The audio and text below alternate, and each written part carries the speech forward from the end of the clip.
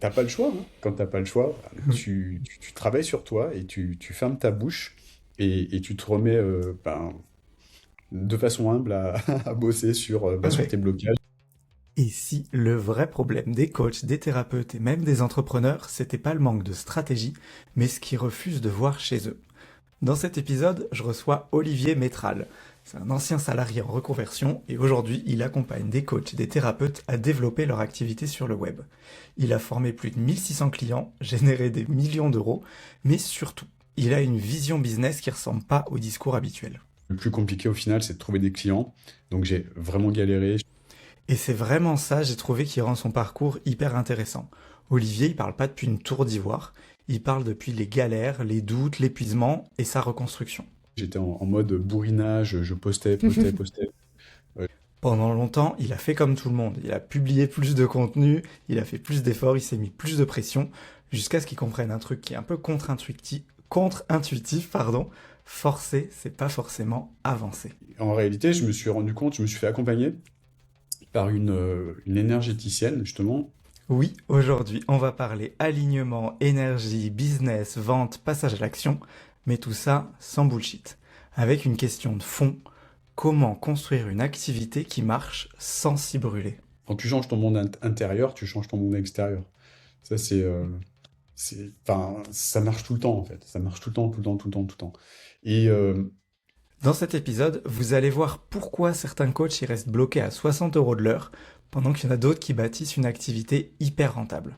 On va parler positionnement, croyance, acquisition et surtout transformation personnelle. ça, tu le prends, tu te fais exploser ce putain de masque-là.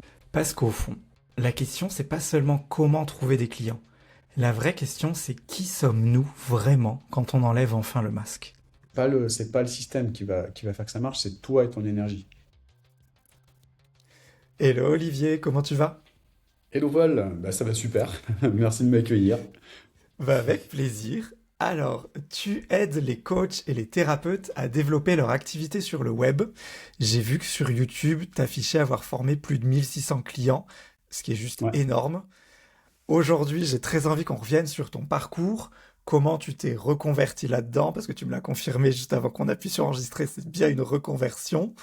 Ouais. Que tu nous expliques un peu tout ça, comment ça fonctionne pour toi et qu'est-ce qu'une personne qui voudrait se lancer dans le milieu du coaching devrait faire. Avant qu'on commence, est-ce que tu pourrais te présenter en quelques mots, s'il te plaît? Ok, donc Olivier Métral, je suis entrepreneur coach. Comme tu le disais, j'ai entamé une reconversion, c'était il y a longtemps, là, ça commence à passer le temps là. Ça fait depuis quand? Depuis 2000, je sais même plus, 2015 je crois. Ok. J'étais salarié à l'époque je trouvais plus du tout de sens en fait dans ce que je faisais. J'étais responsable d'informatique dans une grande multinationale allemande. Euh, je ne la citerai pas, mais en tout cas, j'ai pour cette société puisque c'est lors d'un plan social que j'ai eu l'opportunité de me faire payer une formation de reconversion justement en tant que coach j'ai longtemps, pendant très très longtemps, voulu me former au coaching. Mais au départ, c'était surtout pour moi, comme beaucoup de coachs d'ailleurs. Beaucoup de coachs et thérapeutes le font au départ pour eux-mêmes, justement, parce que il y a des choses sur le parcours. On a tous des choses à travailler, on a tous des casseroles. Moi, même si je le reconnaissais pas nécessairement, c'était surtout pour moi au départ que je l'ai fait. Et puis petit à petit, j'ai voulu développer mon activité de coach. J'ai connu toutes les galères que connaissent les professionnels de l'accompagnement au départ. Ça n'a pas marché tout de suite, ça a commencé à marcher longtemps après mes débuts. Parce que sur le parcours, on te dit pas, quand tu te formes au coaching, malheureusement, on te dit pas que ça va être compliqué, que le plus compliqué au final, c'est de trouver des clients. Donc j'ai vraiment galéré, je te passe les détails, j'en parle beaucoup sur ma chaîne YouTube de ce truc-là. Mais en tout cas, grâce à ces galères, finalement, il y a eu un côté positif parce que j'ai pu chercher des solutions pour développer mon activité. Et par la suite, ça m'a donné de la légitimité, si tu veux, pour aider des coachs, des pros de l'accompagnement, des thérapeutes à développer leur activité. sans avoir à s'épuiser comme moi je me suis épuisé à l'époque. Voilà, je sais pas si Ouais, ça, ouais. si ça répond à Ah ta non, mais c'est question. très bien. Et donc tu disais au début, tu t'es formé un peu pour t'aider toi au coaching.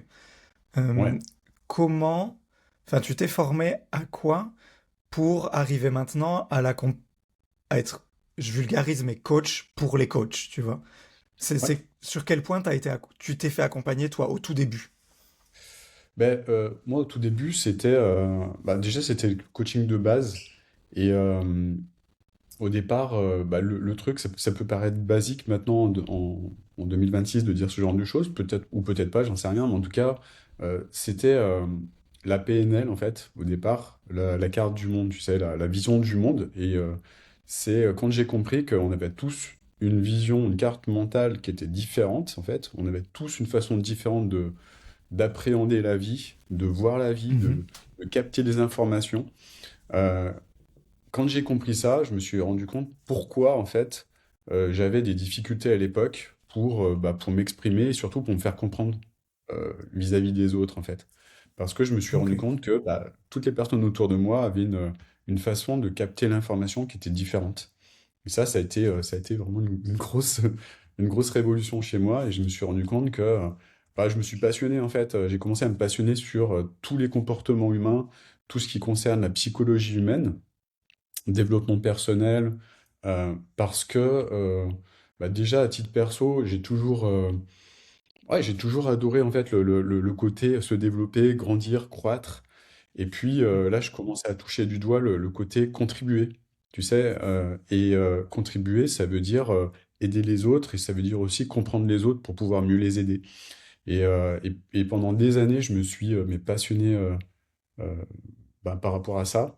J'ai toujours été passionné de ça. À l'époque, il n'y avait pas Internet, moi, quand j'ai commencé.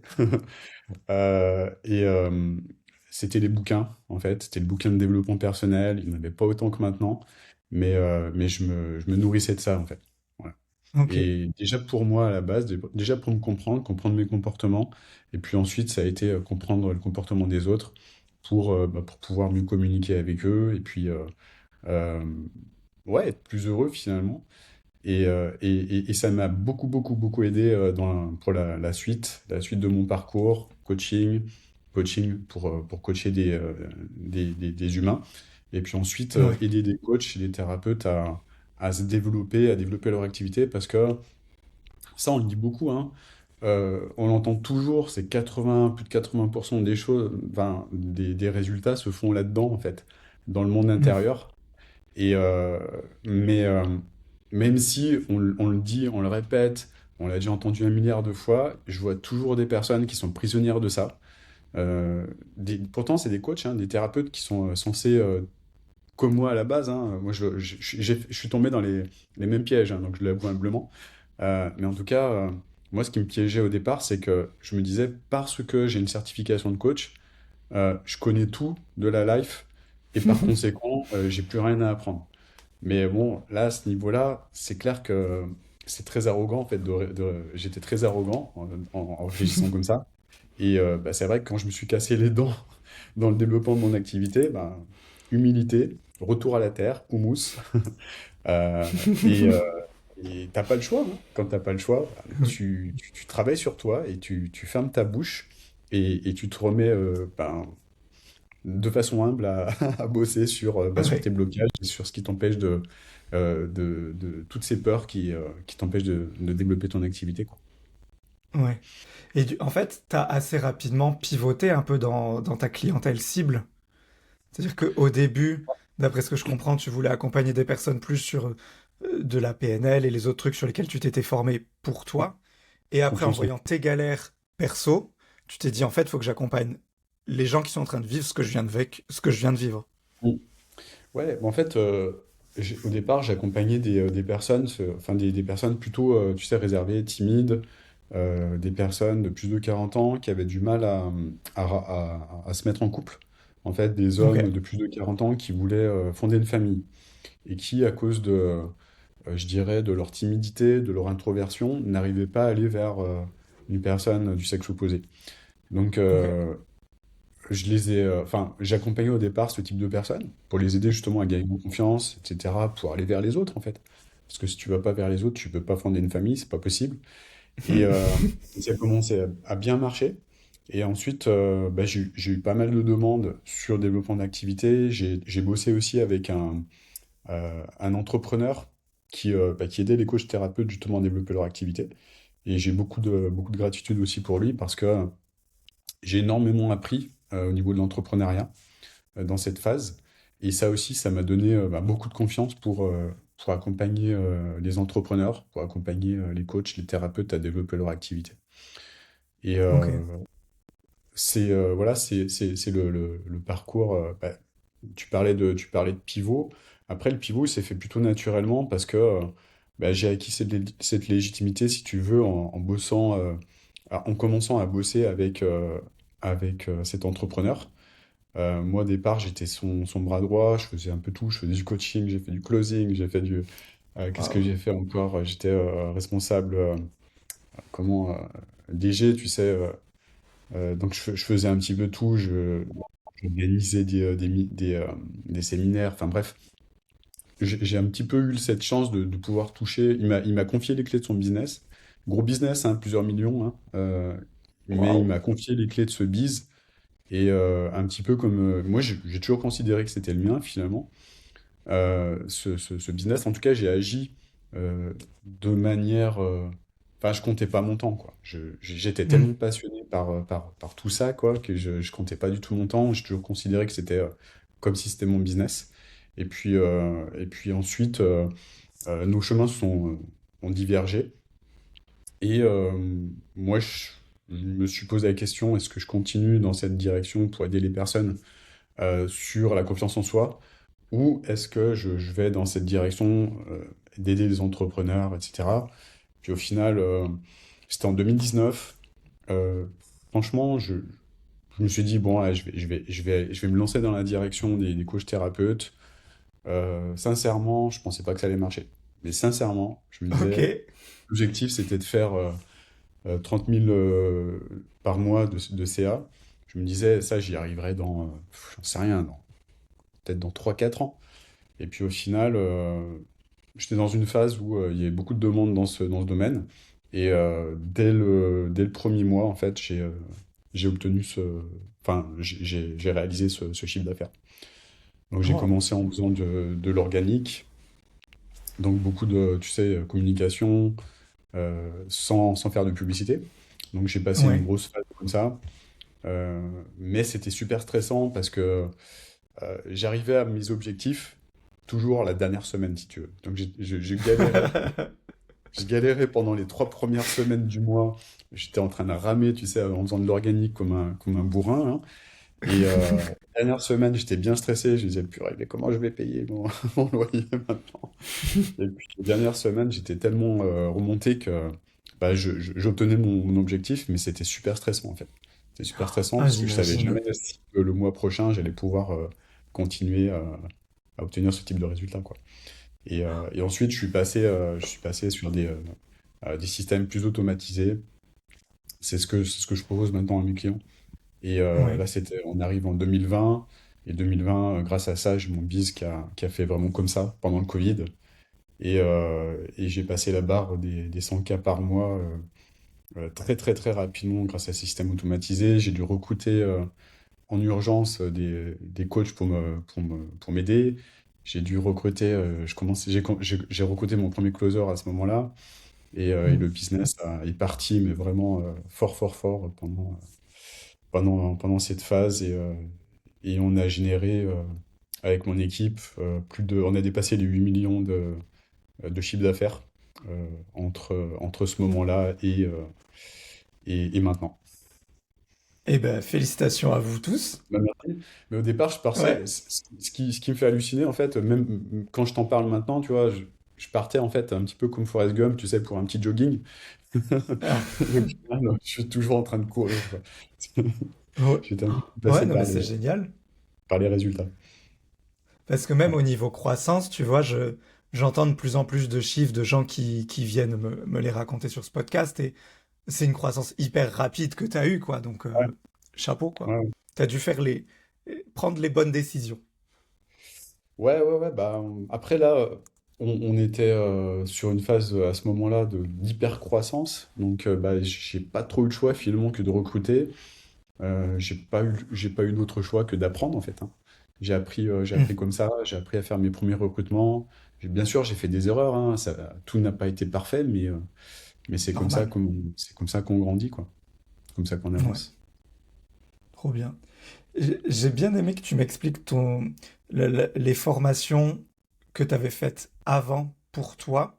Ce que je trouve, ça me permet de mieux appréhender. Tu vois, je suis allé sur ton site Ouais, et tu parles beaucoup par rapport aux autres personnes qui accompagnent des coachs et des thérapeutes, de beaucoup travailler sur l'intérieur, d'être aligné avec soi-même. ouais, Tu parles d'équilibre. Alors, j'avais fait une capture d'écran, mais que j'ai affiché en trop petit, j'y vois rien. Équilibre yin-yang, ciel-terre. ouais. Est-ce que tu peux m'expliquer, avec des mots peut-être, enfin, des exemples concrets par exemple, à quoi ça correspond? Ouais. Euh, En fait, moi, je vois beaucoup de coachs, de thérapeutes ou même des entrepreneurs, hein. On va globaliser sur les entrepreneurs Ouais, qui bah, suivent des accompagnements ou des tutos ou que sais-je encore qui les aident à développer leur activité. Mais ce que je vois, et je suis tombé dans le même piège, moi, quand je me suis lancé, c'est que j'étais dans une énergie très masculine, très yang. Et c'est ok. bourrinage, allez, bah, c'est ce que je te disais tout à l'heure. Tu sais, quand je me suis lancé, j'étais en mode bourrinage, je postais, postais, postais. J'avais fait tu sais, un groupe Facebook, donc je postais, je communiquais auprès des gens. Chaque personne qui rentrait dans mon groupe, je lui faisais un petit voicemail. Enfin, j'étais dans la force, force, force, force, force constamment. Mais bon, bah, quand t'as l'énergie, tout va bien, mais t'as pas ce ressenti que t'es en train de t'user en fait. Et le problème, c'est que quand tu es dans la force, bon, tu dois, pour avoir des résultats, bourriner. Ça marche, hein, ça marche. Oui. Et ça, c'est 80, je sais pas, 95-99% des gens actuellement, c'est bourriner, bourriner, bourriner. C'est énergie très yang, tu sais, coaching à l'américaine. Allez, allez, on y va, ouais, ouais, ouais, ouais. Faut y- Et, et en fait, je me suis rendu compte que j'étais en train de me cramer. Ok. Même quand j'ai commencé à automatiser, tu peux très bien automatiser, mais continuer à être dans cette énergie très masculine. Et, euh, et en réalité, je me suis rendu compte, je me suis fait accompagner par une énergéticienne, justement, et j'ai beaucoup de gratitude pour elle. Elle est chamane, et elle m'a initié à tous ces aspects énergie féminine, énergie masculine. Et je me suis rendu compte que je devais, si je voulais ne pas subir un burn-out, me connecter à mon énergie féminine, si tu veux. Et ça, c'était une révélation pour moi, en fait. C'était une révélation parce que euh, parce que c'est essentiel, en fait. Si Hmm. tu pars trop dans un déséquilibre énergie masculine, ça marche pas. Pareil, hein, je vois beaucoup de femmes qui sont trop axés énergie féminine. Donc l'énergie féminine, c'est une superbe énergie, hein. C'est l'énergie, bah, c'est se ressourcer, c'est être dans l'accueil, c'est être dans l'ouverture, euh, c'est prendre du temps pour méditer, prendre du temps pour se ressourcer, etc. Ça, c'est magnifique. Par contre, elles sont trop dans cette énergie. S'il n'y a pas le passage à l'action, s'il n'y a pas l'énergie masculine, s'il n'y a pas le faire, ça marche pas. C'est en ça qu'il faut les deux, en fait. Il faut un équilibre Ok. parfait entre ces deux énergies. Et pareil pour l'énergie ciel-terre, je vois beaucoup de personnes ben, qui sont dans le développement de leur activité, qui découvrent un côté en elles spirituel, donc qui sont dans des phases d'ouverture vis-à-vis de ces mondes-là, et des personnes qui sont ben, à des niveaux plus ou moins avancés dans la spiritualité. Mais la spiritualité, c'est pareil, c'est génial, c'est super, mais le souci, c'est que parfois on a tendance à être trop perché, en fait. C'est-à-dire à être trop dans des recherches de pureté, dans des recherches Hmm. je sais pas, de connexion avec ses guides, ce genre de choses. Mais c'est pareil, les guides, Moi, voilà, je suis OK avec ça. Je suis aligné avec ça, pas de problème. Par contre, s'il n'y a pas de passage à l'action, c'est toujours le même problème, hein. Si on est trop perché, on est trop connecté au message de nos guides et qu'on n'avance pas, bah, il n'y a rien qui se passe, quoi. Il n'y a rien qui se passe. Donc Hmm. l'idée, c'est aussi de se connecter, d'être ancré à terre, donc de faire les choses nécessaires pour être connecté à la fois au ciel, à l'énergie du ciel et également à l'énergie de la terre. Il y a cet aspect-là, et puis il y a aussi l'aspect euh, c'est un petit peu spirituel ce que je dis là, mais que veut notre âme? Pourquoi on est là sur cette terre? Et l'idée, c'est de comprendre, c'est pas super perché non plus, mais c'est de comprendre quel est notre système de priorité intrinsèque, de comprendre qu'est-ce qui nous motive, quel est le sens en fait de tout ça. Et si on n'a pas de sens, on peut pas durer sur le long terme dans l'entrepreneuriat, sous toutes ses formes, Hmm. hein. Et l'idée, c'est d'aller chercher ce qui nous motive au plus profond de nous-mêmes pour être toujours là, être toujours sur le marché dans 3 ans, dans 10 ans, dans 15 ans, dans 20 ans, et d'être positionné sur ce que j'appelle l'alignement. C'est ça l'alignement, c'est se dire, bah, ok, j'ai trouvé le sens de ce que je veux dans ma vie, ce que je veux accomplir, ce que veut réellement mon âme, ce que veut mon cœur, et, euh, et de me positionner sur cet axe-là. Et je sais, je le ressens au plus profond de moi que je suis sur le bon axe et je ne changerai pas parce que là, je suis inspiré et peut-être que d'ici quelques années, je, je, je pourrais pivoter, mais je serai toujours Ouais. sur un axe qui aura ce sens-là originel, en fait. Je m'autorise Ok. à pivoter, je m'autorise à faire des pivots, mais qui seront toujours liés à cet axe-là. En fait. Je sais pas si c'est Et plus clair. comment... Ouais, ouais, ouais, ça m'aide pas mal. Enfin, j'aime bien moi, j'aime bien le concret. Du coup, là, tu m'as bien éclairé. Mais comment moi ou quelqu'un qui écoute peut se dire, là, je suis un juste milieu yin-yang, ciel-terre, parce que j'ai l'impression qu'en fait, il n'y en a pas un qui est mieux que l'autre et qu'il faut un peu des deux. Ouais. Euh, Comment je sais que je suis au milieu, tu vois, ou peut-être moi, en vrai, je suis peut-être un peu plus masculin ou un peu plus féminin, tu vois, je suis plus à l'aise, genre à 30-70. Comment Mhm. je sais, là, ça y est, je suis aligné, comment... Et j'ai pas besoin d'aller chercher plus d'un côté ou de l'autre, tu vois. C'est une question de ressenti où il y a, je sais pas, une formule mathématique.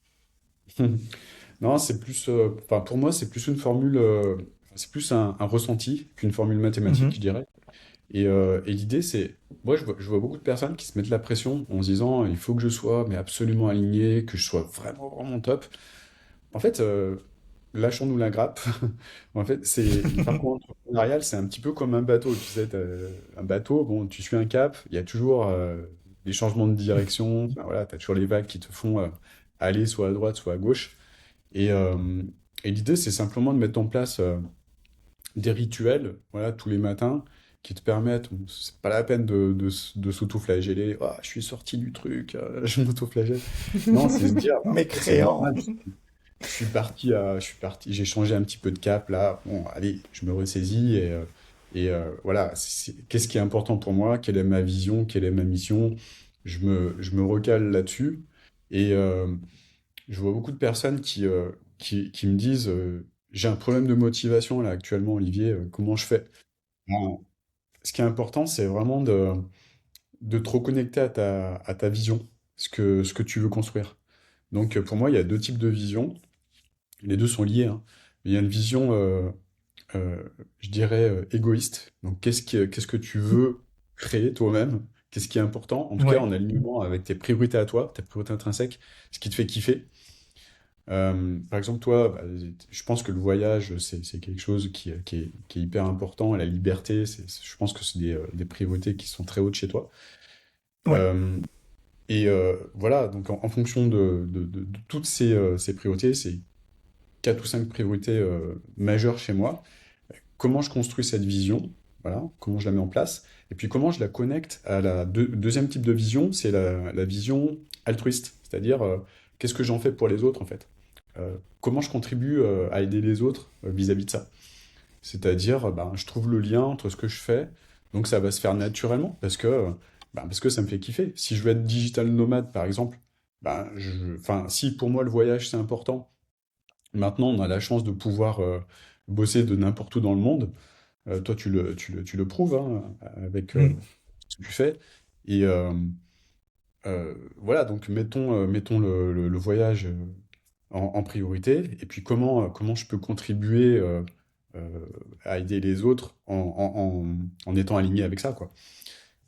Ok. Et l'idée, c'est de créer une vision qui te nourrisse, qui nourrisse tes priorités qui te sont propres, en fait, ce que j'appelle les priorités enfin, intrinsèques, tout ce qui est côté égoïste. Égoïste, c'est pas un gros mot, hein, Ah bah non. pour moi, ça veut dire je me nourris en priorité pour pouvoir ensuite nourrir les autres. Parce que si je me Hmm. nourris pas moi-même, je suis pas crédible, en fait, pour pouvoir aider les autres, pour pouvoir, comment dire, avoir de la légitimité, quoi.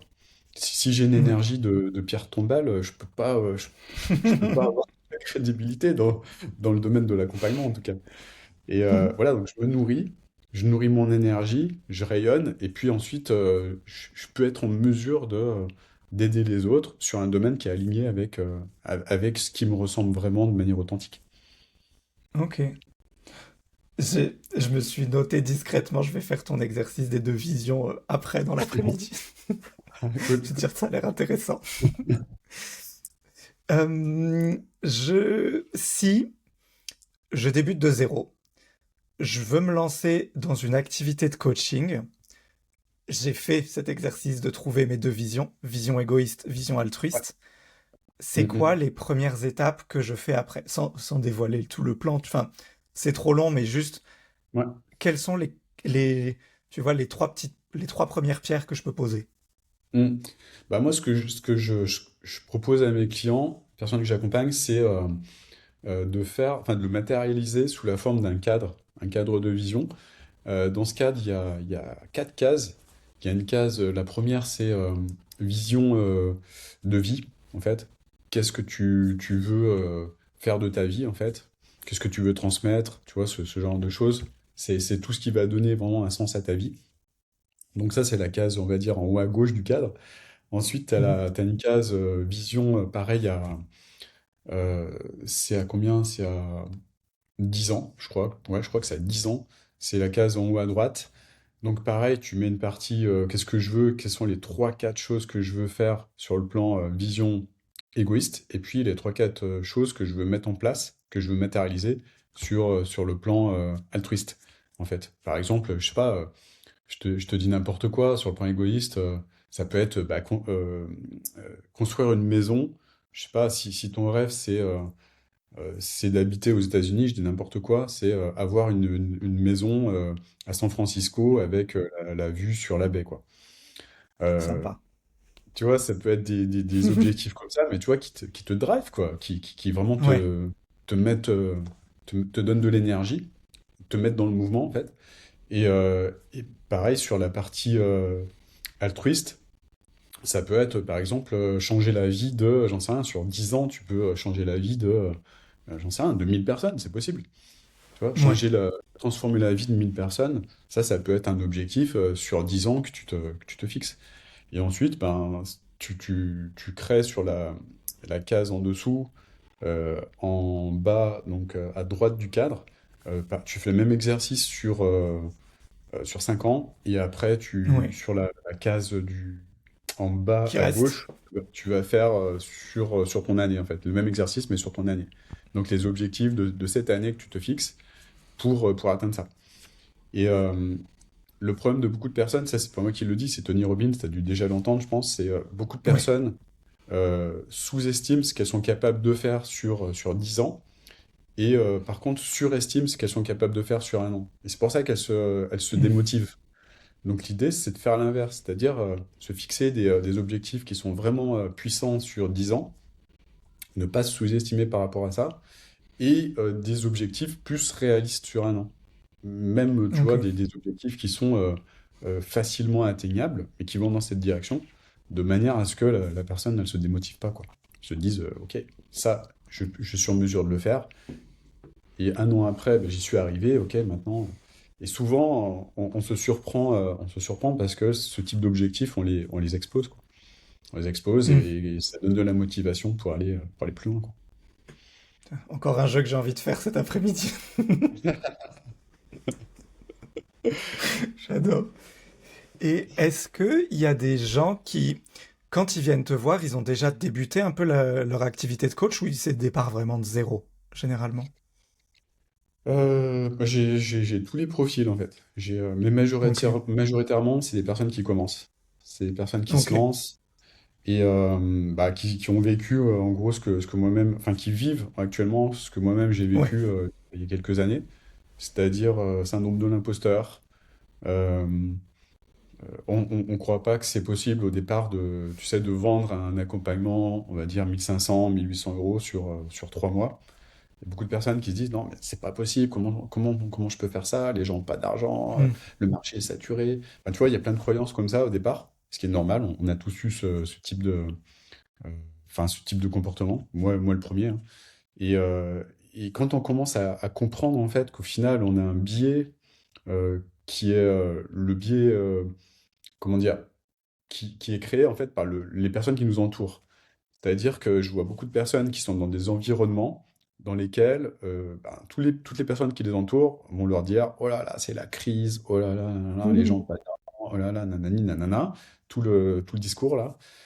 Alors que sur le plan francophone, tu regardes sur le plan, je sais pas, au niveau de la Suisse, au niveau de la Belgique, au niveau de la France, au niveau du Canada, enfin tous les pays francophones, euh, bah, imagine le nombre de personnes qui, déjà, ont un besoin d'être accompagnées, besoin d'être aidées sur une problématique, hein. Tu sais, je te dis n'importe quoi, je te parle de la problématique sur laquelle je bossais, c'était aider des personnes timides à rencontrer l'âme sœur, par exemple. Ça peut être, j'en sais rien, des personnes qui ont des problèmes, il y en a des millions, quoi. Ça peut être sur n'importe quelle niche, hein. Ça peut être sur la niche des relations, de la parentalité. Ça peut une mère de famille qui a un problème relationnel avec son enfant, qui n'arrive pas à trouver de solution. Ben, si tu mets en place un accompagnement qui va aider à résoudre ces problématiques-là, donc c'est déjà aider la maman à se réaligner, aider la maman à travailler sur elle, à se transformer déjà. Rien qu'en se transformant elle-même, elle va transformer la relation avec son enfant. C'est ce hmm, que j'appelle le coaching transformationnel. C'est aussi ce qu'on fait avec nos clients.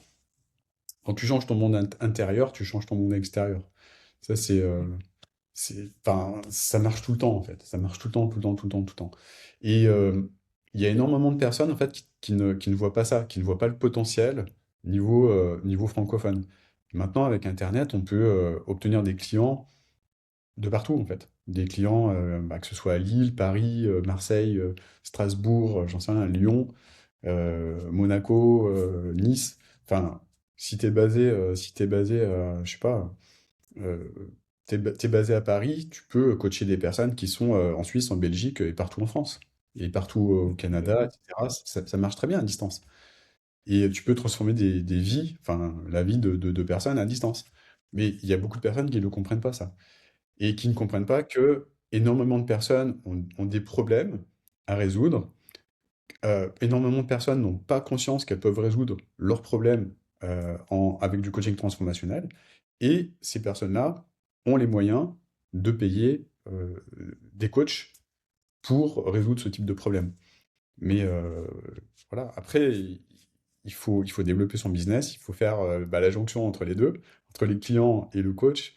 Mais tant que le coach ne croit pas qu'il est possible de trouver des clients de ce type et de cette manière, ça peut pas Hmm, fonctionner. Et c'est pour ça que ouais, tellement de coachs sont bloqués, si tu veux, sur une tarification horaire à 60 euros de l'heure et galèrent à trouver des clients parce que ben, tout le monde fait ça et tout le monde flippe, en fait, et tout le monde a ses croyances. Les gens n'ont pas d'argent, les gens. Nanana. Alors qu'au final, bah, tu vas t'adresser uniquement à des personnes qui sont pas forcément les meilleurs clients, qui vont être exigeants, qui vont être radines, désolé du terme, j'en vois pas d'autres, et très exigeantes, et qui auront tendance à te mettre des avis négatifs. Bah, évidemment, hmm, elles ont pas cette volonté de se transformer et de faire leur part du taf, quoi. Voilà. complètement. Donc l'idée, c'est d'aller chercher les bons clients, c'est-à-dire ceux qui sont motivés, ceux qui sont coachables et ceux qui ont la capacité de payer, tout simplement. Oui. Et là, il y a des personnes qui me disent, ouais, mais Olivier, comment je fais, moi, comment je fais pour aider ceux qui n'ont pas d'argent? Là, je veux beaucoup, t'es un gros égoïste, tu penses qu'à ceux qui ont de l'argent. Bah, non, tu peux les aider aussi, mais différemment. Différemment, Mm. tu peux donner à des assos. Quand ton business commence à marcher, tu donnes à des assos. C'est ce que j'appelle l'effet Robin des Bois. Tu peux faire une chaîne YouTube, faire du contenu sur ta chaîne YouTube aussi. C'est gratuit, ça aide des gens. Tu peux contribuer gratuitement pour ces personnes de plein de manières différentes, quoi. Mais tant que t'as pas compris qu'un business, ça doit générer de l'argent pour vivre, ben, Mm. ça ne fonctionnera pas. T'es Et foutu. à ce moment-là, monte une assoce, en fait. Et c'est OK, hein. J'ai pas de critique vis-à-vis Mm. de ça. Si tu veux ne pas faire de bénéfices, monte une assoce. Mais ne développe pas un business. Et c'est OK aussi. Mm. Ouais. Mais une fois qu'on a fait, tu vois, ce travail plus de vision de soi et de ce qu'on peut apporter aux gens et d'être OK à pricer un peu plus haut, il y a aussi Mm. une réalité. Des fois, c'est qu'il y a des marchés sans être complètement bouchés et saturés où il y a plus de concurrence que d'autres, tu vois. Euh, dans certains sous-pans du développement personnel ou du business web ou des trucs comme ça, il y a quand même des marchés où il y a plus de monde. Au niveau du coaching, je pense quand même que la relation, enfin ta personnalité en tant que coach joue beaucoup. Enfin, on est des humains différents, donc on va chacun parler à différentes personnes et sympathiser ou non avec des gens et attirer des gens comme ça. Mais quand tu te bats dans un marché où il y a quand même beaucoup de monde, comment tu arrives à être mis en avant auprès de l'audience que tu veux attirer? Parce que si tu vois, il y a 1000 coachs, mais que le, le- la personne va regarder que 10 vidéos YouTube, il y en a 90 qui vont passer à la trappe quand même.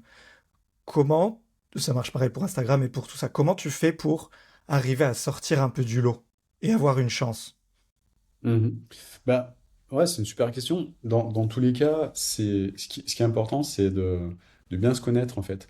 De, Déjà, de faire tomber le masque pro, là, le masque Mm. corporate, LinkedIn, machin, là. Ça, tu le prends, tu le fais exploser, ce putain de masque, là, désolé du terme. Euh, et bien comprendre en tant qu'humain, qui es-tu en tant qu'humain, en fait? Quelles sont tes particularités? Qu'est-ce qui fait la différence? Bah, quelles sont tes forces, en fait? Quelles sont tes forces en tant qu'humain? Et, et l'idée, c'est de lister toutes tes forces, parce qu'on on les voit pas, en fait. Souvent, on se cache, on met un gros masque professionnel parce qu'on n'a pas conscience de nos forces et de nos particularités. Et on n'a pas conscience que ces forces-là, il y a plein de personnes qui le recherchent, en fait. Moi, c'était, tu sais, quand j'ai commencé, enfin, moi, j'ai un profil un peu rêveur, tu vois, j'ai tendance à être, comment dire, dans le monde intérieur, ce genre de choses. Mhm. Et quand j'ai fait mes études, j'étais par exemple dans des groupes étudiants qui étaient un peu plus punchy, tu vois. Donc, moi, j'étais un petit peu vu comme le mec qui passe pas à l'action, ou je ne sais quoi. Et, euh, Mhm.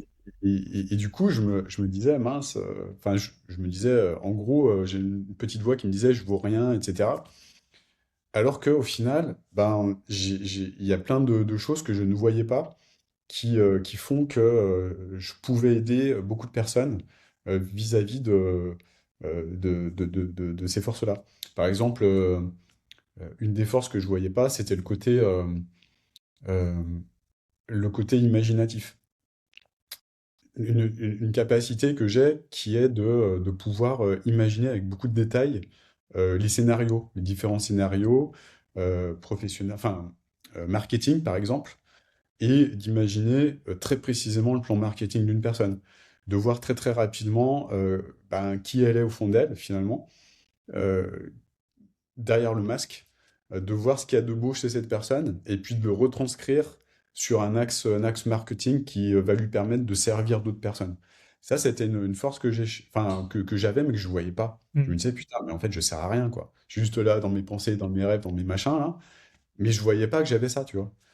Et au final, bah, peut-être que j'ai eu de la chance, j'en sais rien, mais en tout cas, j'ai réussi, grâce au coaching, à aller dans une direction où ces forces que je ne voyais pas, avait de la valeur, en fait. Parce qu'elle pouvait aider bah, fortement des personnes bah, justement à prendre confiance en elles, à voir ce qu'elles ne voyaient pas, et à aller sur un segment qui potentiellement pouvait les rendre heureuses, quoi, finalement, professionnellement et personnellement. Et ça, j'en avais vraiment pas notion. Quand j'étais dans ce fameux groupe étudiant dont je te parlais, j'avais l'impression d'être, je sais pas, de servir à rien, en fait, d'être complètement inutile. Parce que tout le monde était. J'étais dans un groupe de personnes qui étaient complètement différentes de moi et j'avais l'impression d'être le vilain petit canard. Je sais pas si, si tu vois ce que je veux dire, mais vraiment, hein. Ouais, ouais. Vraiment, et je culpabilisais, je me disais, putain, mais je suis nul, quoi. Je suis nul par rapport à eux. Eux, ils sont, tu sais, type manager, tac, tac, tac, à l'américaine, là. Et moi, j'étais le mec enfin, qui donnait l'impression de pas avancer. Ouais. Mais pris dans Mais, un autre contexte, tu peux apporter ouais. de la valeur à d'autres personnes, quoi. Mais comment Clairement. tu fais pour être mis au... Parce que ça, c'est un super élément de différenciation.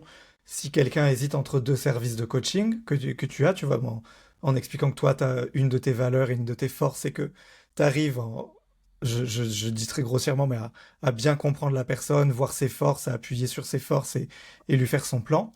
Mais si tu n'arrives même pas à ce que, à être mis en avant pour la personne, pour qu'elle sache que tu existes et que cette option existe, elle peut pas te choisir, tu vois. Mm. Et comment tu Mm. fais pour qu'elle sache que tu existes? Ben, ça, c'est la deuxième étape. Là, donc, la première étape, c'est vraiment comprendre qui tu es, comprendre quelles sont tes forces, comprendre, trouver son alignement, mission, vision, machin, tous ces aspects-là dont on a parlé tout à l'heure. Et ensuite, une Oui. fois que tu as trouvé une direction, tu te dis, bah voilà, en fonction de qui je suis, je veux aider un type de personne, donc sur un type de problématique. Euh, tu veux qu'on sorte du coaching dans l'exemple ou qu'on reste sur le domaine du coaching? Comme tu préfères. On peut, je sais pas, on peut sortir du coaching, hein. On peut aller par exemple sur l'entrepreneuriat. Je sais pas, euh, on va dire une personne qui veut faire euh, de la communication Internet, qui veut aider un type d'entreprise par exemple. Bah, elle se Ok. rend compte que elle, ce qui lui parle vraiment, c'est, je dis n'importe quoi, c'est la santé de l'humain. Donc, par conséquent, elle aura plutôt tendance à aller chercher des entreprises qui vont bosser dans le domaine de la santé.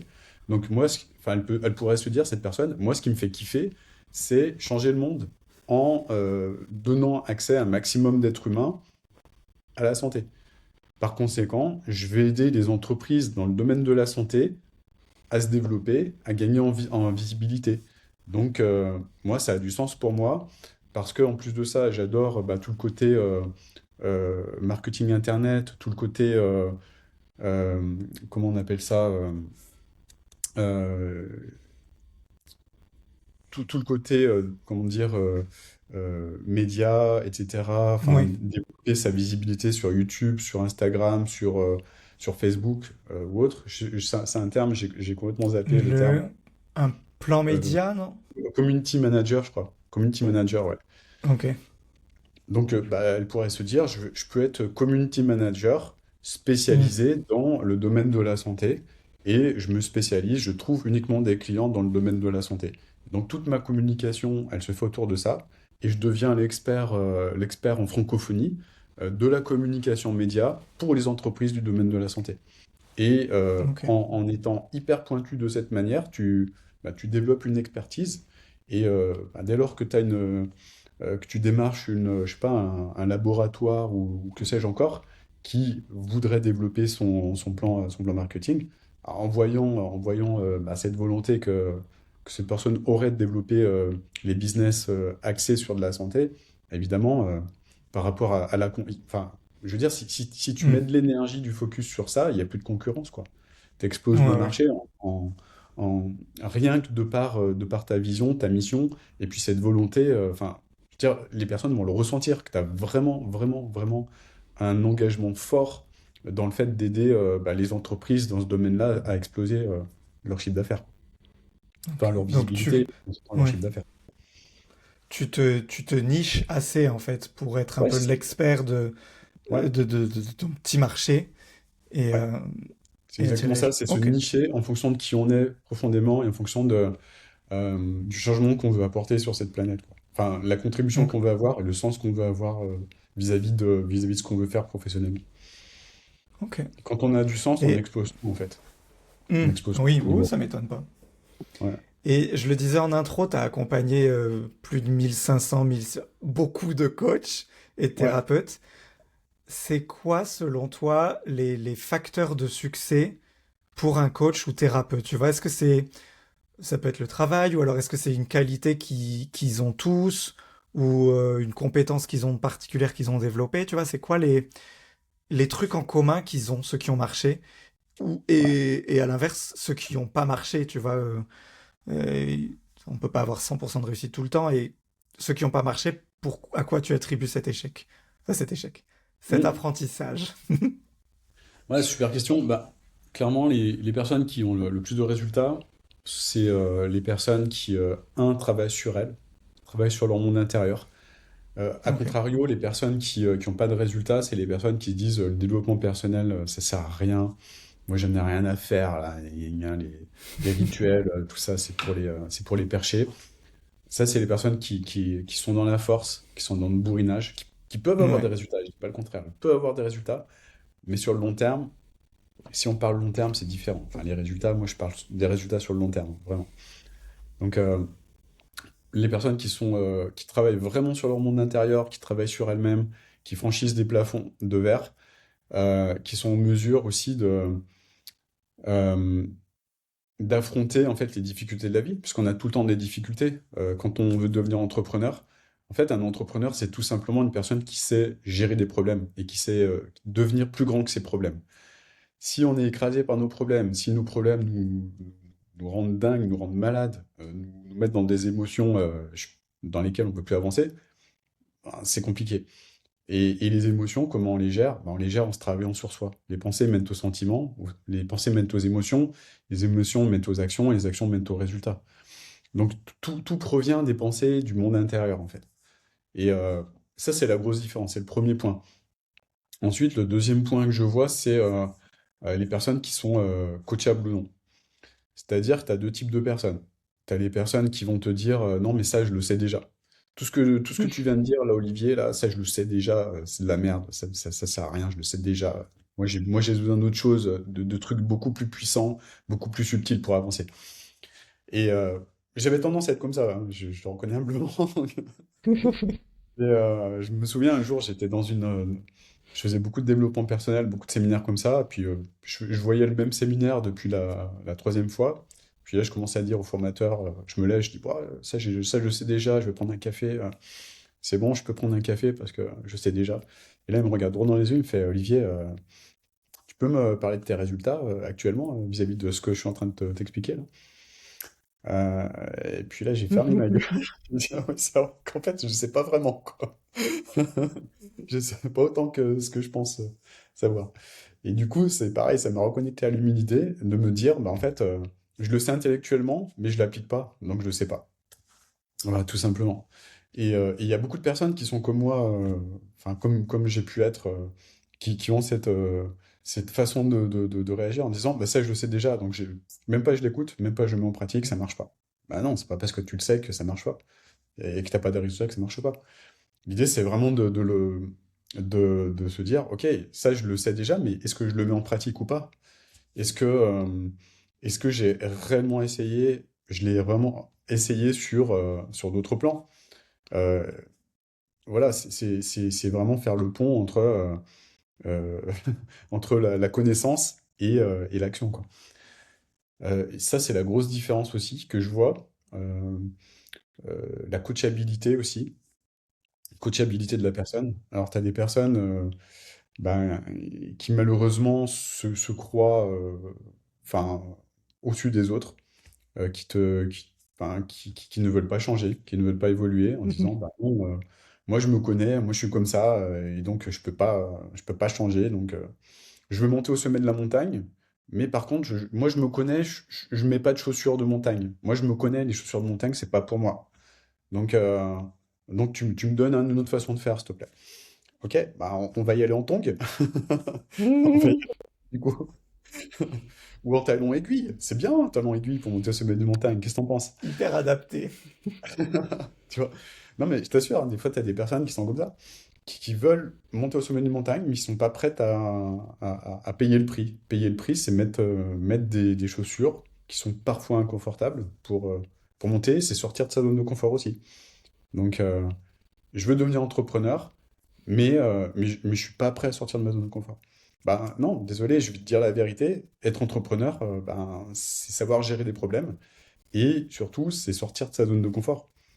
Si tu veux ne pas sortir de ta zone de confort, reste salarié. Et c'est OK. Mm. C'est OK. Voilà. Juste reste cette personne qui attend qu'on lui dise ce qu'elle doit faire. C'est confortable et c'est OK, hein. Si c'est... et j'ai pas de critique vis-à-vis de ça, hein. Mais vraiment. Et par contre, devenir entrepreneur, c'est savoir sortir de cette zone de confort, savoir se challenger, savoir avancer, savoir faire des choses nouvelles, apprendre de nouvelles choses. Au départ, quand tu apprends de nouvelles choses, ben, ça marche pas tout de suite. Donc c'est aussi avoir cette patience de te dire, je suis dans une phase d'apprentissage et c'est qu'une question de temps maintenant. C'est qu'une question de temps. J'apprends. Parfois, il y a des obstacles, hein. C'est comme quand on monte sur une montagne. Bah, je sais pas, parfois tu découvres tu passes près d'un précipice, tu découvres que tu as le vertige. Tu te dis, bah ok, Mm. c'est une super façon de travailler sur moi, de travailler sur ce vertige. C'est ne pas dire, non, non, c'est pas pour moi, j'ai le vertige. C'est ok, comment est-ce que je peux sortir du vertige? Parce que c'est possible de sortir du vertige en réalité. Et ce qui te limite jusqu'à présent, c'est parce que tu as le vertige. Et travaillons ce vertige. C'est génial, travailler ce vertige. Et tu es capable d'en sortir, et on va en sortir. Donc tu as deux types de personnes qui vont agir face à ce challenge. Bah, tu as le premier type de personne qui va dire non, non, mais moi j'ai toujours été comme ça, donc je changerai jamais et c'est pas possible. Et tu as un deuxième Oui. type de personnes qui vont dire bah ok, jouons, jouons à changer, jouons à évoluer, qui sont dans le fun, qui sont dans le jeu, qui sont dans l'apprentissage, qui sont ouais, qui sont dans l'humilité de se dire bah ok, je vais apprendre en fait, je vais apprendre, je vais me faire confiance et je vais faire confiance à ce mec et on va travailler sur ça. Et parce que je vais retrouver sur ma vie, enfin sur mon chemin de vie, des moments où je marcherai à côté d'un précipice. Donc je vais arrêter de me mettre la tête dans le trou comme ça, comme une autruche, et je vais bosser sur moi pour définitivement être en mesure de gérer ça, parce que c'est ce qui me limite dans tous les domaines de ma vie, et surtout c'est ce qui me limite le plus dans le développement de mon activité. Il y a beaucoup de personnes enfin, tu sais, le business, en fait, t'as pas le choix. Soit tu décides de bosser sur ces blocages et ça marche et que tu as des résultats, soit tu te mets la tête dans le trou comme une autruche et tu te fais avoir par des vendeurs de rêves qui vont te dire je vais t'aider sans que tu aies à bosser sur toi. Mais là, Sans que bah, tu il y a de la fasses rien. déception parce que le vendeur de rêve, il te vend une solution, enfin, il va te vendre une rustine, quoi. Il va te vendre un sparadrap. Mhm. Complètement. Je trouve ça toujours très drôle, moi, les gens qui achètent des programmes d'accompagnement ou avec ou sans, enfin, de la formation vraiment en autonomie ou avec des accompagnements et des trucs, mais qui soit ne les suivent pas. Moi, j'ai des gens qui achètent mes formations et qui se donnent même pas la peine de se connecter à l'espace de formation après. Soit des fois des gens qui payent pour avoir des coachings ou des trucs et qui, bah, comme tu le dis, en fait, ont pas vraiment envie d'être coachés. Je leur dis, mais pourquoi t'as pas, enfin, fallait garder tes sous à ce moment-là. Ça me Mm. toujours, je comprends pas. C'est tellement pas du tout comment je fonctionne moi avec mon argent et avec mon temps que je Ouais, comprends même pas pourquoi eux ils font ça. Je comprends pas la logique. Ouais, c'est des personnes enfin, qui ont une lubie un jour, qui vont se dire, ben, je vais faire ça, je vais monter au sommet d'une montagne, et quand elles sont au pied de la montagne, elles se disent, putain, il y a quand même du boulot, quoi. Et ils changent d'avis. Voilà, parce que, ben, oui, c'est de l'effort, monter au sommet d'une montagne, Oui. oui, il faut marcher. Et le rôle du coach, c'est pas de te prendre sur ses épaules, sur ses épaules pour monter à ta place, c'est bah, t'aider à monter par tes propres moyens, quoi.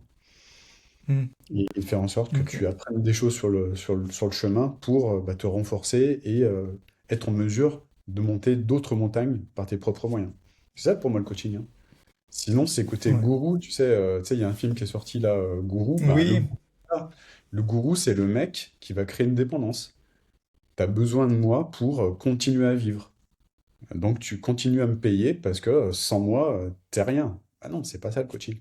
Le coaching, c'est je vais t'aider à grandir pour que tu sois capable de monter au sommet de la montagne par tes propres moyens.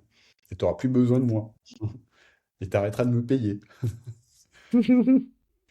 Et d'ailleurs, je sais pas si tu l'as vu, Gourou, mais dedans, Oui, il y je a l'ai. un débat central sur est-ce que les coachs devraient avoir un genre de diplôme d'État, Mhm. sans que ce soit, enfin, qui est une sorte de validation officielle pour être coach.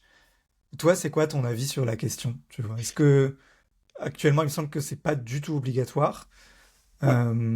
que tout le monde peut devenir coach.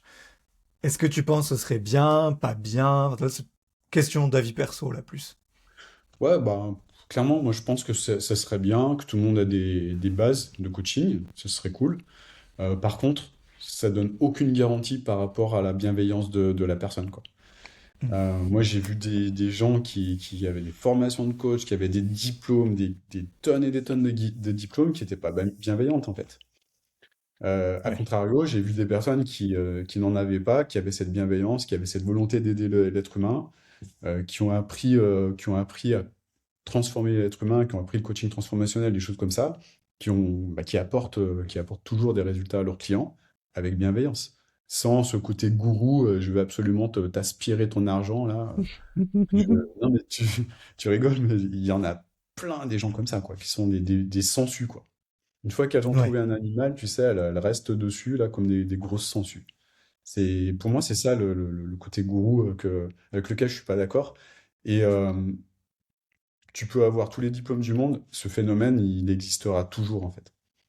Oui, Il oui, oui. Ben, existera. il y a des médecins, mais pas Ouais. mal intentionnés, mais il y a des médecins pas sympas, Ouais. Bah, il y tu a as de des tout, quoi. médecins qui sont d'excellentes, de magnifiques personnes, et tu as des médecins qui sont des pourris, qui font des trucs dégueulasses. C'est C'est vrai. c'est pareil. C'est pareil. C'est vrai.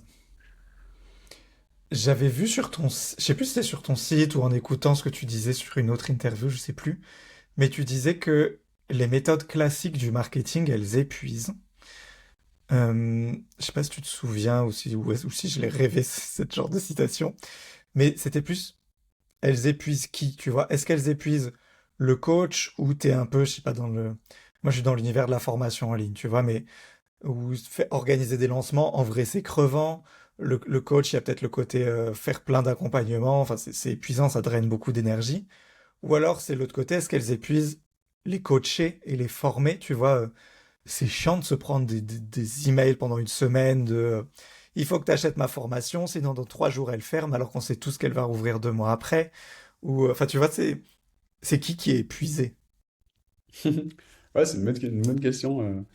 Bah, je pense qu'il y a, dans un premier temps, enfin, je pense que si j'ai dit ça, c'est surtout sur l'effort à fournir côté acquisition du coaching, Oui, du coaché, pardon, enfin du coach, pardon, le du coach. coach, du thérapeute dans sa communication.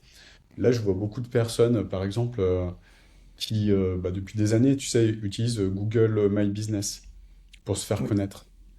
Au départ, on ne connaît pas, donc on fait ce genre de choses en espérant que ça marche. Mais le problème de ça, c'est que ça crée une sorte de nivellement vers le bas. Donc tout le monde fait la même chose. On dépend des avis des clients, qui sont plus ou moins bienveillants dans ce qu'ils font. Ouais. Tu sais, quand ils mettent des étoiles là, sur le truc, là, et donc, malheureusement, il y a beaucoup de débutants qui se lancent là-dedans, qui sont dépendants de ces avis-là, qui sont dépendants également du marché, dans le sens où ce sont ceux qui ont le plus d'expérience, le plus d'avis, qui vont avoir le plus de clients. Généralement, c'est une tarification à l'heure, donc c'est un nivellement vers le bas, où tout le monde est en Mhm. concurrence avec tout le monde. Sur de la tarification horaire, on est généraliste, on aide un petit peu tout le monde, voilà. Et le problème, c'est que on va s'épuiser dans ce cas-là à faire de la communication, on va s'épuiser à faire des stories sur Instagram, tu sais, on va s'épuiser à faire du TikTok, on va faire des trucs comme ça, à brasser du vent, là, pour essayer de se montrer dans ce marché qui est complètement saturé.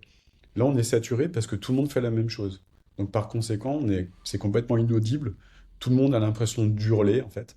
Et tout le monde a l'impression de communiquer comme ses voisins. Tout le monde se cale sur le prix des autres. Par conséquent, c'est un petit peu l'énergie de l'épuisement qui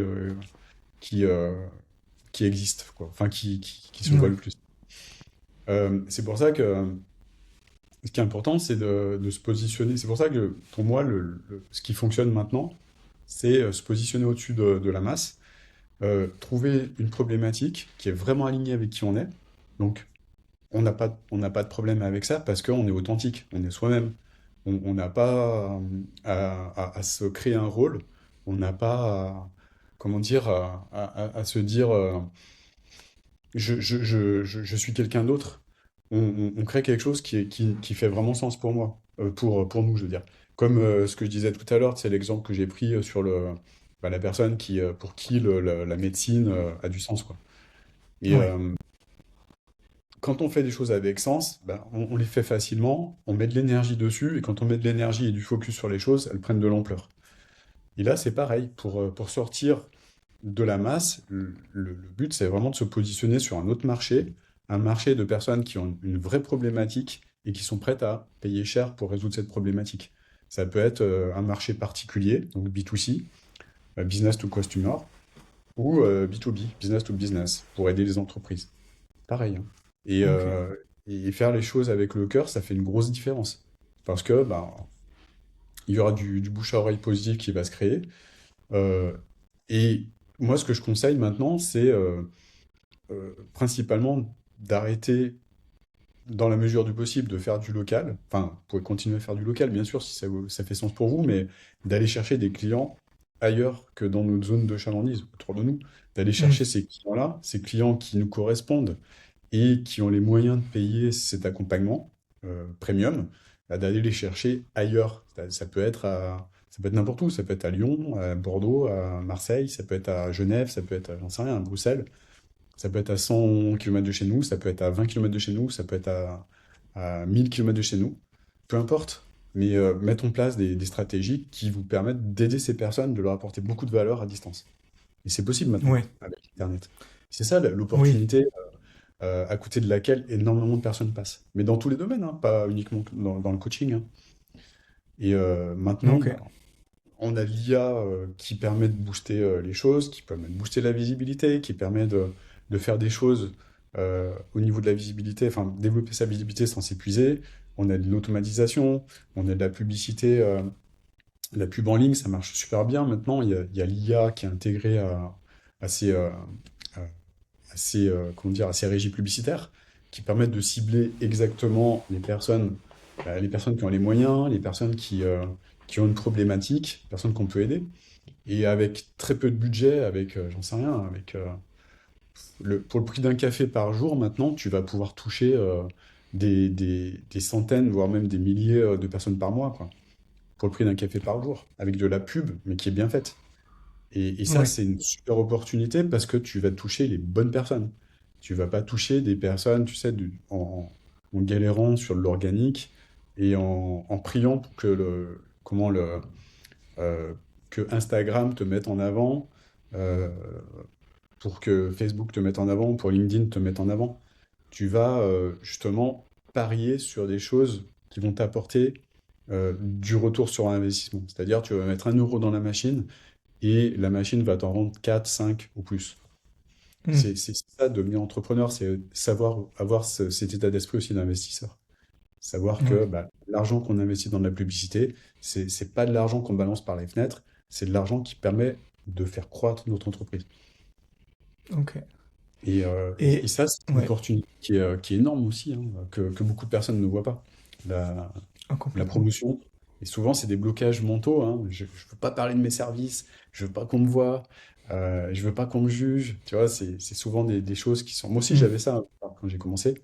Je le reconnais aussi, hein, humblement, mais euh, c'est des choses à travailler pour pouvoir comprendre que si on a un vrai service qui peut faire une vraie différence dans la vie des gens, bah, une fois qu'on a compris ça, on est OK avec le fait de se montrer, on est OK avec le fait de faire de la promotion, de promouvoir ses services avec Facebook, YouTube ou autre, ou Google. Et c'est là qu'on commence à avoir des résultats. Mais ça demande Ouais. parfois du travail sur soi. Complètement.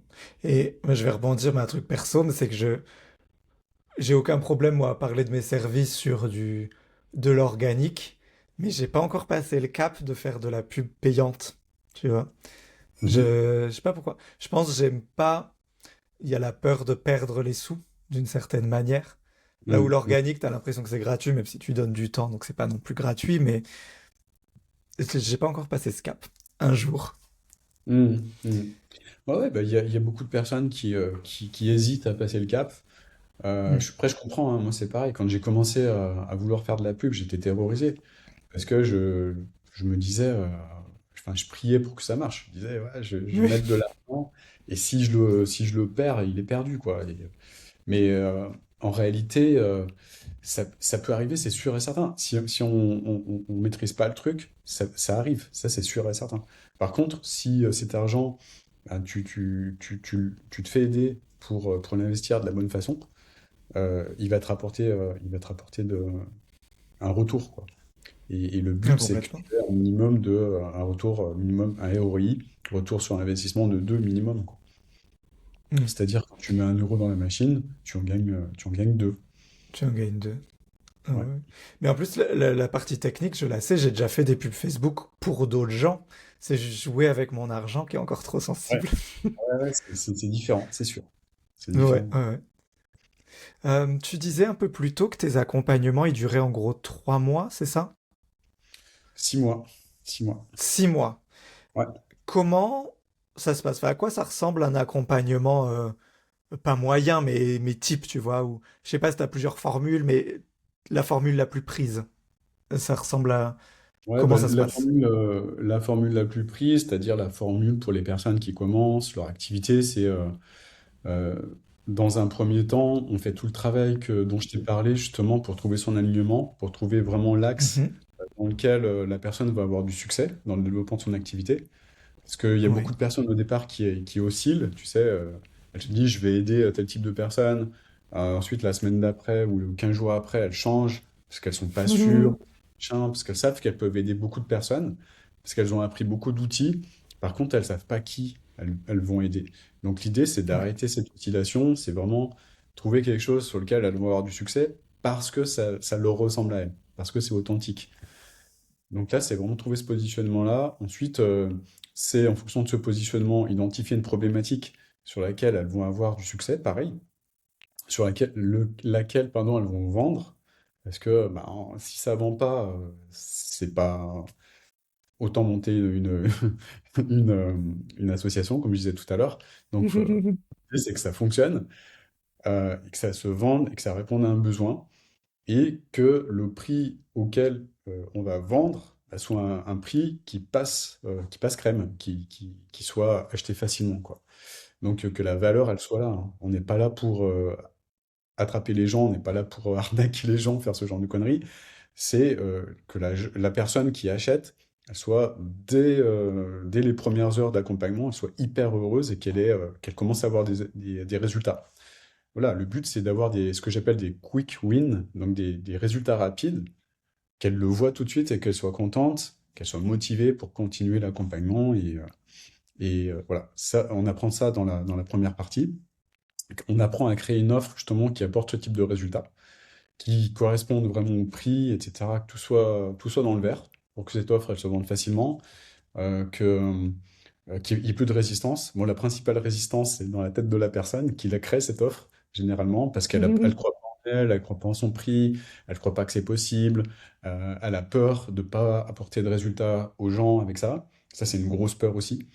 Donc, elle a peur que quand elle vend un accompagnement à 1500 balles, c'est vraiment pour moi, c'est le bas de l'échelle, mais elles peuvent commencer plus bas, elles peuvent commencer à 500 euros si elles sont pas sûres.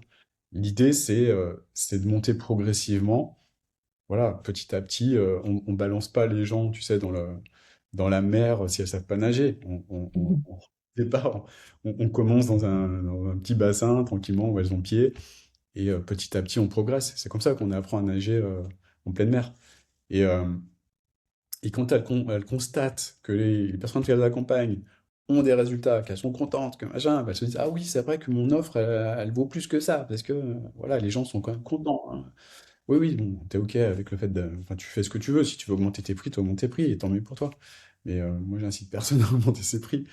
Mais en tout cas, l'idée, c'est d'avancer de cette manière. Et ensuite, une fois que, enfin, l'offre elle est validée, on les aide à mettre en place une stratégie, enfin des stratégies pour commencer à vendre, valider cette offre sans faire de publicité, dans un premier Ouais. temps, donc faire les premières ventes pour faire en sorte qu'elle constate que ça marche, qu'elle constate qu'il y a des résultats, qu'elle soit contente, qu'elle ait des premiers témoignages, etc. Et puis ensuite, on automatise la prospection, on commence à mettre en place un système automatisé pour trouver des clients partout en francophonie. Voilà, tout simplement, Ok. on commence par de la pub, on commence avec des petits budgets, parce qu'au départ, il y a des peurs, etc. On met en place ce que j'appelle une vidéo de légitimité. Donc c'est une vidéo une vidéo d'une vingtaine de minutes, qui permet aux personnes de se faire connaître et de parler de ce qu'elles proposent, de parler de la problématique qu'elles traitent et qui génère euh, des appels qualifiés, enfin de personnes qui vont acheter derrière, quoi, tout simplement. Oui. En fait, Ouais, c'est parce assez que la simple. publicité, c'est une audience complètement froide. Là où si tu as une liste Ouais. email ou quelque chose, c'est des gens que tu travailles depuis plus, enfin tu travailles, qui te connaissent depuis plusieurs mois. La Ouais. pub, c'est des gens, t'es un inconnu, quoi.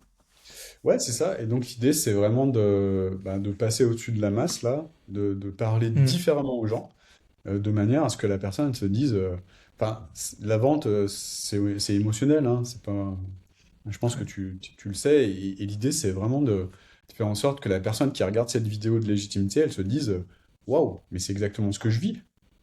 Waouh, mais ça me parle, mais c'est exactement ça. Et ça, c'est de l'émotionnel. Et l'idée, c'est que la personne se dise, en se disant, mais ça me ressemble, c'est exactement ça. Et je vis ça depuis des années et j'avais pas compris que ça venait de là. J'avais pas compris. Ouais. Et là, c'est une révélation pour moi. J'ai besoin de parler avec cet expert ou cette experte parce que je sais que c'est ce que je vis là et je sais que la solution, le bout du tunnel, il se trouve là. Donc, je réserve Ok. un appel avec cette personne et voilà, je verrai ce qui va se passer. Mais en tout cas, je le sens au plus profond de moi que cette personne, elle peut m'aider à résoudre ce problème. Ok. C'est le but de cette vidéo. Voilà. Et voilà, ça, c'est possible de le faire en une vingtaine, une trentaine de minutes, si c'est bien fait, quoi. Si c'est bien fait. Après, c'est pareil, Ok. tout est énergie. C'est ce que je te disais tout à l'heure. Tu peux pas créer cet effet-là si tu as une énergie de pierre tombale. C'est impossible. Donc, tu vois, des fois, je vois des personnes une énergie de pierre tombale, qui me disent, ouais, non, mais ton truc, là, Olivier, il est trop cher. Ah, non, mais moi, je vais prendre un consultant, machin, je vais faire la même chose, et je vais faire la même chose pour moins cher. Ok, fais la Ok. même chose. Mais le problème, c'est qu'elles vont le faire avec une énergie qui n'est pas la bonne. Il n'y aura pas Ouais. d'alignement, il n'y aura rien. Donc dans la vidéo, bah, il se passe rien. Donc du coup, ça marche pas. Et là, typiquement, bah, tu crames de l'argent sur Facebook avec une énergie Ouais. qui n'est pas bonne et qui ne donne pas de résultat. C'est pour ça qu'il y a beaucoup de personnes qui comprennent pas ça, en fait. Que le principal, c'est de bosser là-dedans, en fait. Hmm. Des fois, il y a des gens qui me prennent pour un consultant de marketing. Je leur dis, non, je suis pas un consultant de marketing. Va en trouver un. Je suis pas un consultant de marketing.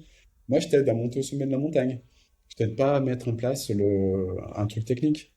Enfin, je peux Ok. t'aider à le faire, mais je fais en sorte que ce truc-là, il marche, quoi. Et la seule chose Ok. qui fera que ça va marcher, c'est toi et ton énergie. C'est pas le système qui va faire que ça marche, c'est toi et ton énergie. Qui tu es. Voilà. Ok. Et il y a plein de personnes, notamment des débutants, qui comprennent pas ça, malheureusement. Et voilà, qui se font avoir par des personnes. Après, elles abandonnent, te disent, ouais, je me suis fait arnaquer, gna, gna, gna. Et voilà. C'est dommage. C'est vraiment dommage. Hmm. Et, Alors, je sais pas si ça s'entend, mais là, c'est l'heure de l'appel à la prière à ouais, j'ai vu, Istanbul. ouais. C'est ça. Ça va durer 5 minutes, pas de panique, mais j'habite à côté de la mosquée. Mm. Euh, et tu disais aussi plus tôt que tu avais eu une croissance assez rapide. Est-ce que la pub, ça a été un des éléments qui t'a permis de générer cette croissance? Complètement. Ou sinon, c'était quoi, tu vois? Non, C'est non, la pub. c'était. Alors, il y a deux choses. Il y a la pub et le fait que j'ai bossé comme un dingue sur moi depuis des années, des années, des années, des années. Franchement, Ok. il y a quelques années, enfin, tu me prends en 2015, je suis incapable de faire une interview avec toi, quoi. Ouais, Je suis incapable de parler devant une caméra, je suis incapable de, tu vois, en 2015, je regardais des gars sur Internet. Tu vois, par exemple, je regardais, comment il s'appelle, euh, David Laroche, par exemple, je me disais, ah, moi, ok. j'aimerais bien faire ça. J'étais inspiré, tu vois, je me disais, ouais, il a l'air bon et tout, j'aimerais bien faire la même chose, mais par contre, j'aimerais bien, mais je me voyais pas le faire en vrai. Hmm, Et voilà. Après, c'est du travail à faire sur soi, c'est du travail, euh, voilà, j'ai commencé à faire des vidéos YouTube. Les premières vidéos, je les publiais pas parce que j'étais tellement coincé dans les vidéos. C'était, tu sais, je parlais comme ça. Oui, donc le coaching, tu sais, j'expliquais ce que c'était que le coaching d'une manière complètement coincée. Et puis, au début, ouais, je détestais en fait me voir en vidéo. Puis petit à petit, j'ai appris à m'aimer, tu vois, j'ai appris à m'apprécier tel que j'étais, avec mes défauts. Et ça ok. aussi, c'est du travail à faire sur soi. Si on s'aime pas, ah, c'est compliqué. Enfin, si on n'aime pas ses défauts, c'est compliqué de faire du coaching, de l'accompagnement, du business en ligne, quoi. Ouais. C'est tous ces aspects que beaucoup d'entrepreneurs en ligne ne comprennent pas, en fait. Ne comprennent pas. Ok. Même, tu vois, tu prends des entrepreneurs qui sont successful, qui font des millions et tout, et il y en a plein qui sont dans des énergies. Je dis pas ça pour les critiquer, hein, mais ça se voit, quoi. Qu'elles sont dans la force, en fait, dans l'énergie de la Hmm, force, limite du burn-out, en fait. Mais hmm. c'est comme ça. C'est comme ça. Est-ce que tu te souviens ce que c'était tes 1000 premiers euros que tu avais touchés, enfin, avec quoi tu les avais gagnés sur Internet, tu vois? C'était un service, c'était... Moi, c'était de la pub YouTube, par exemple. Toi, c'était quoi? Non, moi, c'était de l'affiliation, en fait. Ok, C'était de l'affiliation. J'étais trop content. J'avais fait de l'affiliation sur un programme de coaching. Et en fait, j'avais ouais, recommandé une personne sur un programme que j'avais fait, que j'avais adoré. Et en contrepartie, j'avais touché, je sais plus, 1000 euros, je crois, un truc comme ça. trop Et bien. ouais, j'étais vraiment content. Puis je commençais à bien bosser sur moi. Je me disais, j'étais plus dans, tu vois, connexion à l'abondance, ce genre de choses. Les choses Ouais, auxquelles j'étais fermé, j'avais peur de gagner de l'argent et tout. Puis là, c'était bizarre parce que je commençais à gagner de l'argent suite à ce type de travail, quoi. Et voilà. Et ouais, et c'était comme ça que j'ai gagné. Je commençais à me dire ça et je me suis dit, bah tiens, c'est possible en fait de gagner de l'argent, c'est possible de gagner. Et, et je me suis ouvert ces possibilités-là. ok. Et aujourd'hui, tu as un chiffre d'affaires d'à peu près combien à l'année ou au mois? Enfin, ça dépend comment tu le sens. J'ai une activité qui génère dans les 2 millions par an, plus ou Ok. moins. 2 millions par an. Et t'es seul? Enfin, non, tu me disais que tu avais embauché des gens, mais ils sont toujours là ou tu es seul maintenant? C'est comment? Non, non, j'ai une équipe d'accompagnement. Donc j'ai une équipe de coaching qui, euh, Ok. donc, qui, qui m'aide justement à Ouais, accompagner mes clients. J'ai une équipe de trop coaching, bien. j'ai des personnes qui m'aident aussi à prendre des appels. J'ai Ouais, des personnes qui m'aident sur la partie administrative. Et puis des personnes qui m'aident un petit peu sur la partie marketing, la partie vidéo, hmm, ce genre. ok. Mais c'est des CDI ou c'est des freelances? Non, c'est des freelances. C'est des free. Ok. Non, j'ai un CDI Ouais, en admin, et tout le reste des personnes, c'est des freelances. ouais, ça permet plus de souplesse, quoi, quand même. Ouais, c'est plus de souplesse et puis ouais, plus de flexibilité. C'est vrai que Hmm, le CDI en France, disons que tu prends le risque d'embaucher les mauvaises personnes. Voilà. Des fois, tu as des complètement. surprises. euh, Même au niveau de freelance, tu vois, tu as des surprises. J'ai fait des erreurs de recrutement au départ, je l'avoue humblement. C'était mon erreur. On La plus apprend. grosse- on apprend, ouais, on apprend. La plus grosse erreur que j'ai faite, c'est de déléguer ça, en fait, de déléguer le recrutement à une autre personne. Et Ok. ça, faut jamais faire ça. Jamais, jamais, jamais. En tout cas, pas avant que tu aies 1000 personnes ou 500 personnes dans dans ta Ok. structure. Moi, je suis très, très loin de ça. Donc, j'ai bien appris là. La vie m'a bien, bien, bien montré que c'était pas la bonne façon de faire. Ouais. Et une fois qu'on enlève, enfin, t'as une idée de ton taux de marge sur les 2 millions ou pas du tout? Tu vois, parce que t'as un peu de pub à payer, du free, Quand tu es t'as en une idée de combien France, ça fait? moi je suis basé en France, donc du coup je paye beaucoup d'impôts. Ouais, Je suis ouais, OK avec ça. Je suis OK avec ça. Et quand tu payes des impôts en France, tu peux pas aller au-delà de 30-40% de marge, quoi. ouais, Ce ouais, qui est ouais. déjà bien. Ce qui est déjà bien sur un business Oh, ce qui est déjà énorme. Trop Après, bien. quand tu as un business qui commence, tu es en auto-entreprise, enfin, je suis en micro-entreprise plutôt, tu peux Oui. aller au-delà, hein. T'as moins de charges, tu as moins de choses. Quand t'as pas de personnes à payer, tu peux monter à, tu peux monter à 60% en Ok. France. Ouais, dans les 70% même, au départ. Hmm. Euh, Génial. et après, bah, quand tu commences à avoir des équipes, quand tu commences à avoir des process, quand tu commences à avoir du monde qui bosse avec toi, quand tu commences à avoir des charges, tu commences à faire de la pub, Hmm. bah, ta marge, elle baisse. Moi, je paye beaucoup, beaucoup, beaucoup, beaucoup d'impôts. Je paye Ouais. de la TVA. Déjà, tu te prends 20% dans les dents. T'as 20% en moins, ouais. Voilà.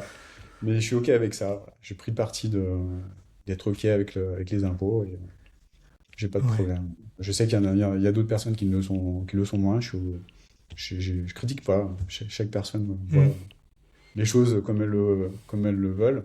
Moi, je suis plus, je dirais, dans la gratitude par rapport à ce que la France m'a apporté. Voilà, j'étais malade quand j'étais Ouais. petit, j'ai bénéficié comment dire, des soins. J'ai Ouais. bénéficié de l'éducation en France, je bénéficie toujours des routes, des infrastructures, de tout ce que donne la France. Donc, voilà, c'est en ça que je suis OK avec les impôts. Et, Ouais. après, c'est très perso, hein. Oui, mais ça fait du bien aussi d'entendre ce discours parce que j'entends souvent, moi, faut que tu ouvres une LLC ou je sais plus quelle forme c'est au Nouveau-Mexique ou je sais plus quel autre État américain, je sais pas quoi, tu te fais des montages financiers de ouf pour Ouais. économiser un peu d'argent et surtout ils essayent de vendre ça à des gens qui démarrent et qui ne gagnent pas encore d'argent. Je me dire, oh, Ouais. tu te prends pas la tête avec ça pour le moment, tu géreras après. Si tu te rends Ouais, compte que tu payes beaucoup trop d'impôts, mais pour le moment, gagne de l'argent, tu payes pas encore d'impôts. ouais, c'est ça. Puis après, maintenant, bah, j'investis mon argent, je le fais travailler et j'ai Ouais, quasiment plus. Enfin, je pourrais arrêter si je voulais. Mais bon, après, ok. j'aime ce que je fais, donc je continue. Mais même en France, hein, c'est possible hein, de le faire. Même en vivant. Hmm. Moi, je suis dans le sud de la France maintenant. Voilà, la vie est plutôt cool, plutôt sympa. Ouais. C'était ma vision il y a quelques années. Ah. Bah, génial. Et comment t'organises tes journées aujourd'hui, enfin tes journées ou tes semaines? Entre, est-ce que tu fais toujours de la création, c'est toujours toi qui fais la création de contenu ou les accompagnements? Enfin, c'est quoi tes missions en ce moment? Bah là, je coach un petit peu. Je coach un petit peu Ouais. mes clients. Je fais des vidéos, un petit peu. Là, ça fait un moment que je n'ai pas fait d'ailleurs. Ouais, t'en Euh, fais je- moins. J'en fais beaucoup moins, ouais. Mais là, j'ai envie d'en refaire. Ok. Qu'est-ce que je fais? Je fais un petit peu de marketing, un petit peu de trucs comme ça. Mais ouais, c'est un peu tranquille. En ce moment, Trop bien. je m'occupe de mon argent. Là, Ouais. actuellement, je refais intégralement. J'ai acheté une maison. Oh, waouh. On l'a refait intégralement, mais là, je suis plus en France. Là, je suis en Italie parce que je peux pas vivre dans ma maison parce elle est en train d'être abandonnée, si tu veux. Donc voilà, en ce moment, je suis en train de m'occuper de ce genre de choses. Plus Ok. sur des investissements, je fais de l'IMO, je fais des choses comme ça aussi parce que ça C'est génial m'intéresse. d'avoir le temps de pouvoir faire ça. Ouais, j'apprends beaucoup. C'est pareil, je fais plein d'erreurs, j'avoue Hmm. humblement.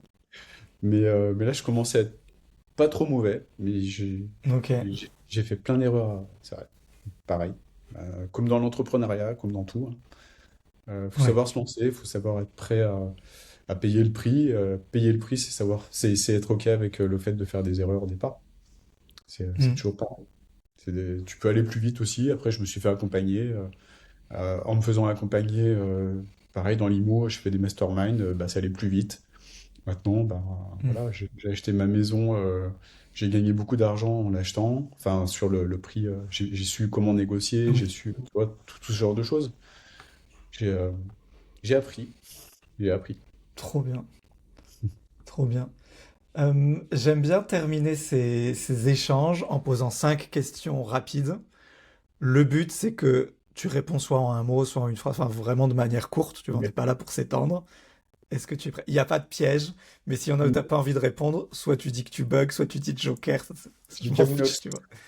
Voilà, tu dis Camoulox, très bonne référence. Est-ce que t'es prêt? Ok. Alors, est-ce que tu aurais un conseil à donner à quelqu'un qui veut se lancer et qui a peur? Écoute, t'as peur. Faut que je réponde en un mot ou Non, tu peux faire 30 secondes. à 30 secondes? Ben ouais, si t'as peur, c'est que quelque part, bah, c'est un signal qui te dit que t'es en train de sortir de ta zone de confort. T'as deux types de façons d'interpréter ce signal.